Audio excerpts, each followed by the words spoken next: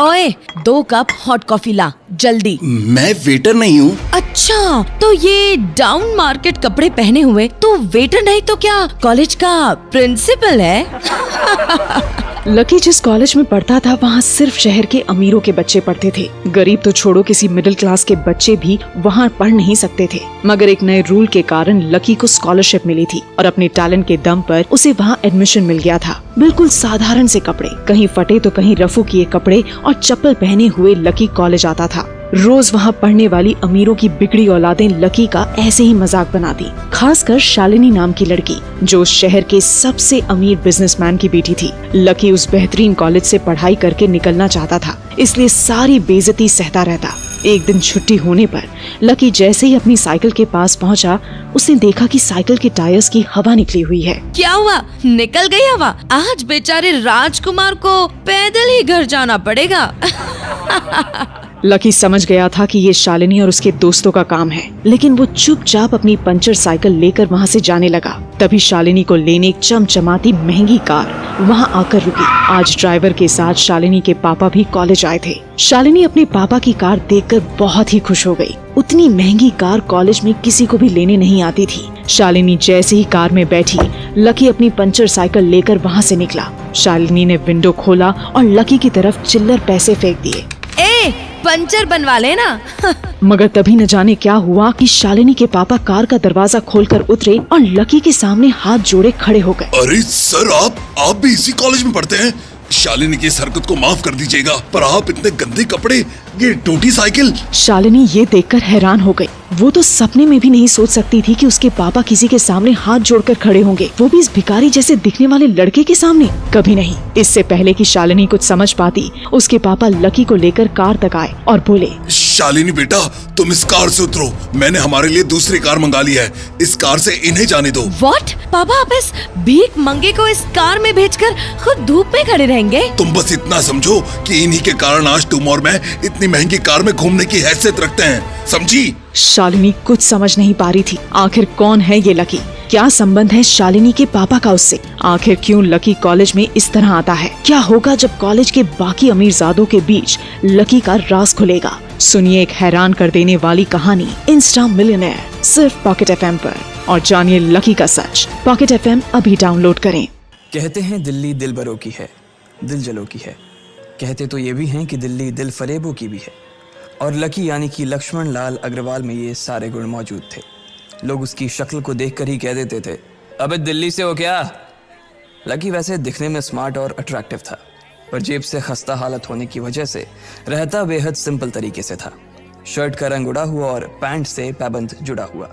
कहने को तो उसकी उम्र के लड़के दिल्ली की सड़कों पर रात को मोटर बाइक दौड़ाते थे, लेकिन लकी उर्फ लक्ष्मण लाल अग्रवाल सिर्फ कमरे से कॉलेज में पढ़ाई और गर्लफ्रेंड डिम्पल के साथ थोड़ा वक्त बिताना, फिर कॉलेज से दुकान, दुकान से जब होम डिलीवरी आए तो वहाँ, और फिर घर चला जाता था। हाँ, कभी कभी जब वो किसी लड़के को खाली सड़क पर मोटर बाइक दंदनाते हुए देखता तो कहता, एक दिन अपना टाइम भी आएगा जब मैं चश्मा लगा कर बैठूंगा और पीछे डिम्पल को बैठाऊंगा। देखना, जब वो मेरी कमर में अपना हाथ कसेगी और मैं तेजी से मोटरसाइकिल को इंडिया गेट के आसपास दौड़ाऊंगा, तो सारे दिल्ली का दिल हम दोनों को देखकर जलेगा।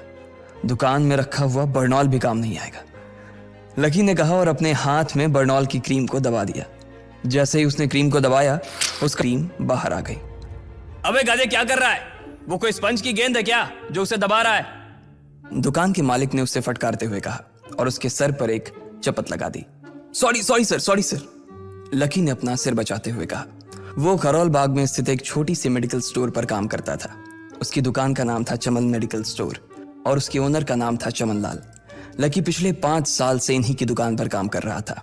यहाँ इस छोटी सी शॉप पर काम करना उसकी मजबूरी थी। लाइफ में कंगाली की वजह से उसे कॉलेज में पढ़ाई पूरी करने के लिए पार्ट टाइम जॉब करना था। उसने कई अच्छी जगह अच्छी तनख्वाह की नौकरी ढूंढी पर नहीं मिली और वो इस मेडिकल स्टोर पर ही अटक गया। गधे, अब इसके पैसे क्या तेरा बाप भरेगा? कटेगा। इसका पैसा भी तेरी तनख्वाह से कटेगा और एमआरपी से डबल रेट में कटेगा। चमन ने अपने दांतों को किचमिचाते हुए कहा। गुस्से की वजह से उसकी नाक फूल गई थी और लकी की सांसें। उसने घबराते हुए ओनर से पूछा, एमआरपी से डबल क्यों सर जी?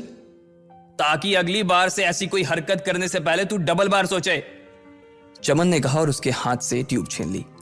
उसका जी तो चाह रहा था कि वो लकी की खोपड़ी पर एक और बार अपना हाथ साफ कर ले, लेकिन उससे पहले ही दुकान का फोन बजने लगा। फोन की घंटी बजते ही लकी को वहां से निकलने का मौका मिल गया और वो भागते हुए फोन उठाने के लिए चला गया। हेलो जी, करोल बाग के बेस्ट मेडिकल चमन मेडिकल स्टोर से बोल रहा हूँ, बताइए क्या काम था। ये लकी की पेटेंट लाइन थी, चाहे कहीं से भी फोन आए लेकिन उसे फोन पर बस यही बोलना था। जैसे ही इधर लकी ने अपनी बात कही, उधर से जवाब आया, मैं ब्लूमिंग नाइट होटल के कमरा नंबर 303 से बात कर रहा हूँ। एक छोटा सा ऑर्डर है, नोट करो और जल्दी से होटल पर डिलीवर करवा दो। वो एक लड़के की आवाज थी। उसकी आवाज में काफी भारीपन और एक अजीब सी जल्दबाजी थी। जैसे ही लकी ने वो आवाज सुनी, पता नहीं क्यों उसे वो आवाज जानी पहचानी सी लगी। जी सर, बताइए आपका क्या ऑर्डर है। हाँ तो लिखो, हार्ट प्ले के 2 पैकेट और 1 पैकेट टिश्यू। लकी जो कि अपना पेन लेकर खड़ा था, हार्ट प्ले का नाम सुनते ही झिझक गया। असल में हार्ट प्ले नाम का एक कंडो माता था और इसलिए उसका नाम सुनते ही लकी शर्मा गया था। इतने साल से भी मेडिकल की स्टोर पर काम करने के बाद उसे इन चीजों का नाम सुनने में शर्म आती थी। हेलो भाई, लिखा कि नहीं लिखा? उस आदमी ने फिर से लकी से पूछा। जी सर, लिख लिया सर, लिख लिया। लकी ने खिसिया कर हंसते हुए कहा। लिख लिया तो फिर लेकर निकल, उस लड़के ने कहा। उसकी आवाज सुनकर ना जाने ऐसा क्यों लग रहा था कि वो बहुत बड़ा आदमी था। जी सर, मैं सर, लेकिन सर बाहर तो बारिश हो रही है, लकी ने कहा। उसने देखा कि बाहर बहुत तेज बारिश हो रही थी। उनकी दुकान के सामने पानी भर गया था और तेज हवाओं की वजह से चमन मेडिकल स्टोर का बोर्ड भी गिर गया था।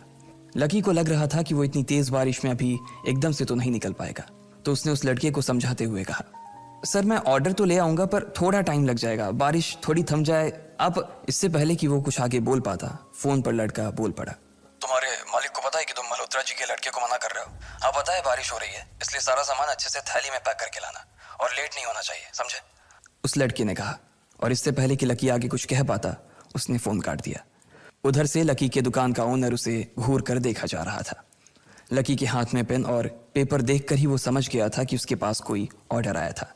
आज वैसे भी इतनी बरसात होने की वजह से सुबह से इक्का दुक्का ग्राहक ही दुकान पर आए थे। ऐसे में उसकी दुकान का मालिक एक भी ऑर्डर को छोड़ना नहीं चाहता था। वो लकी को देख रहा था और लकी बारिश की ओर देख रहा था। बारिश का बहाना नहीं चलेगा, जाना पड़ेगा, चमन लाल ने कहा। मैं बहाना नहीं कर रहा सर, थोड़ी बारिश धीमी हो जाए तो मैं चला जाऊंगा। अभी आप खुद ही देखिए कितनी तेज बारिश है। वो पता नहीं कोई मिस्टर मल्होत्रा का कोई बेटा कुछ ज्यादा ही जल्दी में था, मैं साइकिल से तो पहुंच नहीं पाऊंगा इतनी जल्दी। लकी ने उनकी ओर देखते हुए कहा। क्या कहा? मिस्टर मल्होत्रा जी का बेटा? तू मेरी दुकान बंद करवाएगा क्या? अभी क्या भी निकल उनका ऑर्डर लेके, वो हमारे बहुत पुराने कस्टमर है, चमन ने कहा। पर लकी ने कहा ही था कि चमन बोला, पर कुछ नहीं, तू मेरी मोटरसाइकिल ले जा, उसने गुस्से में कहा। अरे सर जी, 200 के ऑर्डर में मुश्किल से 40 रुपए बचेंगे, इससे 3 गुने का तो पेट्रोल ही लग जाएगा, और अगर गाड़ी रास्ते में बंद हो गई तो अलग से खर्चा, लकी ने समझाते हुए कहा। वो जानता था कि उसका मालिक इन सब बातों पर ध्यान नहीं देने वाला। चमन लाल बोला, कोई बात नहीं, तू जा, चाहे जो हो जाए ग्राहक नाराज नहीं होना चाहिए, और वैसे भी वो मल्होत्रा जी का बेटा है। चमन लाल ने मोटरसाइकिल की चाबी लकी की ओर उछालते हुए कहा। लकी ने चाबी ली। उसे देखकर उसके अंदर मिक्स फीलिंग आ गई। एक तो वो बहुत खुश हुआ कि बड़े दिनों बाद बाइक चलाने को मिलेगी, पर वहीं दूसरी तरफ दुखी इसलिए हुआ कि बाइक मिली भी तो ऐसी तेज बारिश में, अगर खराब हो गई तो इसकी चपत भी उसके सिर पर ही पड़ेगी। वो मुंह लटकाकर रेनकोट और हेलमेट पहनते हुए वहां से निकल गया। बाहर आकर बाइक को देखा तो लकी ने मन में सोचा, चलो ठीक है, जो होगा देखा जाएगा, कम से कम बाइक तो चलाने को मिल रही है। दरअसल लकी इतने साल काम करने के बाद भी अपने लिए एक मोटरसाइकिल नहीं ले पाया था। लकी की तनख्वाह ही इतनी भर थी कि सिर्फ उसके कमरे का किराया, उसकी साइकिल में डालने वाली हवा का खर्च, बिजली पानी का बिल और डिम्पल के साथ महीने में 1-2 बार बाहर खाने का खर्चा ही निकल पाता था। उसे डिम्पल की कही बात अक्सर याद आती थी, लकी अगर अगले 2 महीने में तूने बाइक नहीं खरीदी ना तो मैं तेरे से ब्रेकअप कर लूंगी, देखना। असल में डिम्पल को लकी के साथ बाइक पर घूमने की बड़ी तमन्ना थी। लकी की इस उजाड़ जिंदगी में एक वही तो थी जिसके लिए जिंदा रहने को उसका जी चाहता था। जब भी वो उससे बाइक की बात करती तो लकी डिम्पल की इस बात को हंसकर टाल देता था। वो अपने मन में इस बात को अच्छे से जानता था कि डिम्पल उससे बहुत प्यार करती थी और वो उससे कभी छोड़ कर नहीं जा सकती थी। वो दोनों एक दूसरे में ऐसे घुले मिले थे जैसे बादल बरसात में घुल जाती है। लकी को डिम्पल बहुत पसंद थी और वो उसके लिए दुनिया जहां की खुशियां खरीद कर ला देना चाहता था। वो चाहता था कि एक दिन वो डिम्पल को प्लेन में बैठाए, लेकिन उसके ये सब ख्वाब इस कम तनख्वाह की नौकरी की वजह से कभी पूरे नहीं होने वाले थे। पर आज उसके पास एक मौका था। वो डिम्पल को अपने साथ इस बारिश में राजपथ घुमाना चाहता था। वो उसे दिल्ली दिखाना चाहता था। चमनलाल को देने के लिए उसने पहले से ही बहाना सोच रखा था। बस जल्दी से वो ये डिलीवरी देकर सीधे डिम्पल के पास ही जाने वाला था। उसने होटल ब्लूमिंग नाइट के बाहर मोटर बाइक पार्क की और सीधे होटल के अंदर चला गया। लकी ने रिसेप्शन पर पहुंचकर नमस्ते करते हुए रिसेप्शनिस्ट को बोला, जी मैं चमन मेडिकल स्टोर से आया हूँ, रूम नंबर 303 का ऑर्डर था सर। रिसेप्शन पर खड़ा आदमी उसके हाथ में काली थैली को देखकर समझ गया था कि उसमें क्या था और वो मंद ही मंद मुस्कुराते हुए बोला, 3rd फ्लोर पर है, लिफ्ट से चले जाओ, रेनकोट यहीं उतार देना। जैसा उस आदमी ने कहा लकी ने ठीक वैसा ही किया और लिफ्ट में चढ़ने के कुछ ही देर बाद वो 3रे माले पर पहुंच गया था। वो रूम नंबर 303 के बाहर पहुंचा और उसने डोरबेल बजाई। जैसे ही दरवाजा खुला लकी ने थैली आगे बढ़ाते हुए कहा, नमस्ते, मैं चमन मेडिकल स्टोर से लकी, ये आपका। इससे पहले कि लकी आगे कुछ कह पाता उसकी आंखें फटी की फटी रह गई थी। उसने अपने सामने जो देखा उसके बाद उसे ऐसा लगा कि बंद छत के नीचे भी उसके ऊपर आसमान से आकर एक जोरदार बिजली गिर गई थी। उसके सामने एक लड़की खड़ी थी। वो लड़की और कोई नहीं बल्कि उसकी गर्लफ्रेंड डिम्पल ही थी। उसने एक पर्पल कलर का नाइट गाउन पहन रखा था। उसके काले घने बाल गीले थे और उसने उन्हें अपने कंधे पर फैला रखा था। उसकी खुशबू से ही ये चीज साफ पता चल रही थी कि वो अभी अभी नहा कर आई थी। डिम्पल, तुम यहाँ क्या कर रही हो? लकी को अपनी आंखों पर विश्वास ही नहीं हो रहा था। उसने 2 बार अपनी पलकें झपका कर देखा, लेकिन दोनों बार ही उसे अपने सामने डिम्पल ही नजर आई। तुम यहाँ क्या मेरा पीछा करते हुए आए हो लकी? डिम्पल ने उल्टा उसी के ऊपर पलटवार करते हुए कहा। लकी को देखकर उसके दिल की धड़कन भी तेज हो गई थी। उसे उम्मीद नहीं थी कि लकी यहाँ आ जाएगा। उसने ना तो सुबह से उसे फोन किया था और ना ही उसके मैसेज का कोई जवाब दिया था। वो अपने मन में सोचकर बैठी थी कि वो अगले दिन खुद ही उससे मिलकर बोल देगी कि उसकी तबीयत खराब थी। डिम्पल बेबी, क्या हो गया? किससे बात कर रही हो? अचानक से एक गबरू जवान सा लड़का दरवाजे के पास आकर खड़ा हो गया था। उसने बनियान पहन रखी थी। लकी उसे पहचान गया था। साले राहुल के बच्चे, तेरी हिम्मत कैसे हुई मेरी डिम्पल को हाथ लगाने की? लकी ने जैसे ही राहुल को देखा उसके तन बदन में मानो आग सी लग गई थी। वो उसे इस वक्त इतना बुरा मारना चाहता था, इतना बुरा पीटना चाहता था जिसकी कोई हद सीमा नहीं थी। लकी जिस कॉलेज में पढ़ता था राहुल और डिम्पल भी उसी में पढ़ते थे और वो कॉलेज राहुल के फादर का ही था। डिम्पल ने राहुल के पिता की एक कंपनी में जॉब पकड़ ली थी और राहुल उस पर बहुत लाइन मारता था।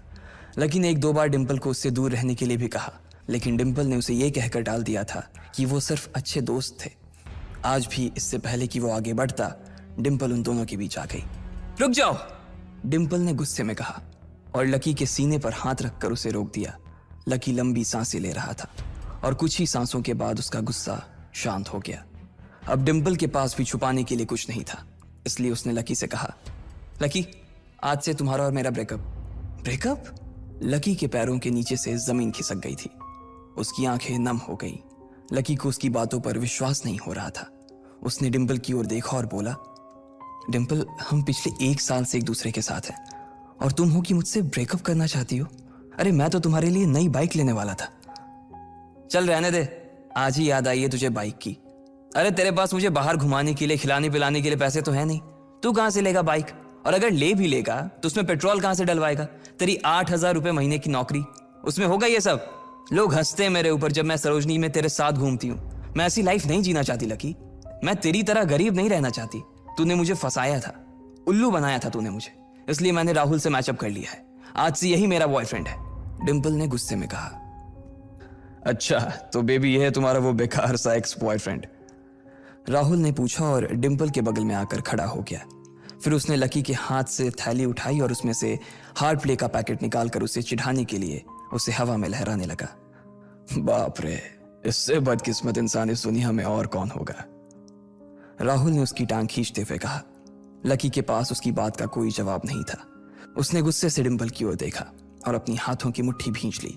फिर वो वहां से निकल गया। अबे पैसे तो ले जा, सब कुछ फ्री में देता जाएगा क्या?